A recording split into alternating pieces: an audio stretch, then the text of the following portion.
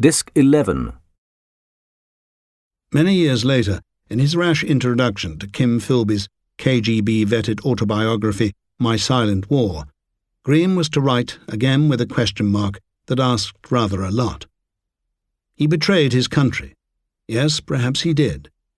But who among us has not committed treason to something or someone more important than a country? With or without its perhaps, this is bound to strike many readers as a bit too glib and convenient, as indeed it is. And how many times, after all, does a choice between country and friends really come up? But safely back in London, where admittedly there are no torturers or executioners, Wormold and Beatrice discover that their secret employers, too, are immersed in moral ambiguity and expert in the means of manipulating it. In essence, and in return for his silence about the whole fiasco, Wormold is offered a sinecure and an official decoration. In one of the weaker sections of the book, Beatrice then repeats at greater and less probable length everything that Wormold has just declaimed above.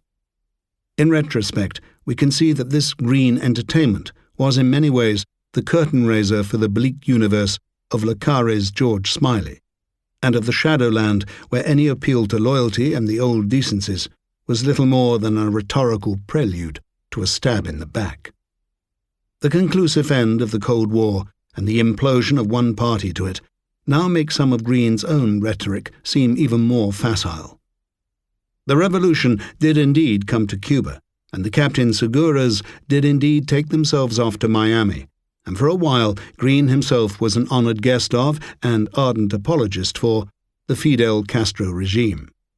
His admiring chronicler Norman Sherry gives some disquieting instances in Volume 3 of his immense biography. Greene was not in fact neutral in the Cold War, nor a sincere practitioner of moral equivalence. He was by inclination a supporter of the other side, and above all culturally and politically hostile to the United States. In 1969, he delivered a lecture entitled The Virtue of Disloyalty in Hamburg, in which, never mind Lamb's tales, he accused Shakespeare himself of having been too patriotic and too reticent about Catholic dissidents sent to the gibbet. He was delighted when a Soviet cosmonaut took our man in Havana into outer space. But his audience and readership were in the West, so the shades of Greene were adjusted accordingly, and this needful ambivalence was often useful in his novels, since it compelled him to phrase his ethical dilemmas in liberal and individual, rather than Marxist or collective terms. Having already touched on Greene's debt to war, and most especially to Brideshead Revisited, I ought to try and return the compliment, even if obliquely. Writing in praise of Brideshead many years after its first publication, Greene said that he had remembered the novel's beautiful opening chapter as very long, and was thus astonished to find upon rereading that it was as brief as it was. This he certainly intended as a compliment. One should say the same for his own swiftly drawn but contemptuous portrait of the British ambassador to Cuba, whose appearance in the novel occupies no more than a page and a half. The desiccated and frigid envoy repeatedly insists that he knows nothing of what has been going on and wishes for nothing more than to remain in this blessed state of unawareness. It is Greene, not the provincial and suburban Wormold, who is able to assemble a whole diplomatic biography from the objet d'art on view while he's being kept waiting by this dignitary. Wormold thought he could detect a past in Tehran, an odd-shaped pipe, a tile, Athens, an icon or two, but he was momentarily puzzled by an African mask, perhaps Monrovia? In real life, Greene was to greatly annoy the British Foreign Office by writing some devastating letters to the press a few weeks after the publication of Our Man in Havana. Announcing a post-revolution cancellation of the sale of weapons to Cuba, the Foreign Secretary, Selwyn Lloyd, had claimed that when the weapons contract had been signed, there had been no evidence of strife.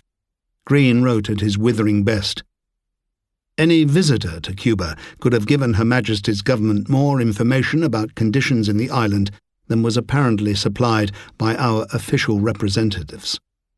The mutilation and torture practiced by leading police officers, the killing of hostages. By one of those right place, right time occurrences that swelled his reputation as both journalist and novelist, Greene had stumbled into contact with rebels and lawyers, Armando Hart, Heidi Santamaria, Melba Hernandez, whose names are still totemic in the Cuban Revolution, and some of whom are admired even by those who later underwent a painful rupture with Castro. Whether it is deliberate or not, I cannot say, but Greene's description of the Havana Seville Biltmore's upper rooms as being built as prison cells round a rectangular balcony is a near analogy to the Panopticon jail in which Castro was held by Batista on the Isle of Pines after his legendary attack on the Moncado barracks in 1953. Greene was well ahead of the story before he fell well behind it. His secular and personal religion, which always stressed the side of the victim, and which ostensibly forbade him to see no evil, did not safeguard him from letting both his communism and his Catholicism get in the way of truth-telling about the rebel-turned-caudillo as the years went on. By an irony of his beloved Cuban Revolution, which has left the island stranded in time and isolated from many recent currents of history and political economy, with its still-bearded leader now paunchy and grey, and the only remaining Latin American head of government always to be seen in uniform, the city of Havana has been compelled to remain very much as Greene described it.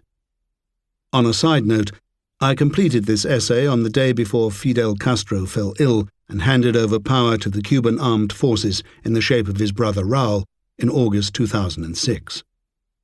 The more flamboyant and immoral nightclubs did undergo a period of eclipse, but the sex trade has rebounded with a vengeance as the regime has become more dependent on tourism than Batista ever was. Communism, though, the highest stage of underdevelopment, as Hans Magnus Enzensberger once tautly summarized the case, has preserved, some might like to say spared, the old harbour front and its hinterland. Ernest Hemingway's old haunts at the Floridita and the Bodeguita del Medio, the Calle Obispo and the pockmarked pillars on Avenida de Maceo, all the little landmarks of Wormold's life, are still rather seedily there.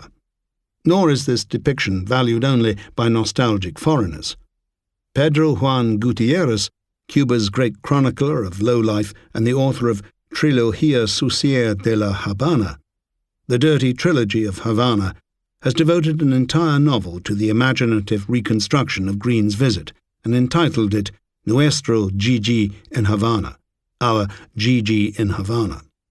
Greene's ability to evoke a sense of place and time, as in his clever mention of Havana's blistering October, are encoded in this book as in no other, and remain redolent and real.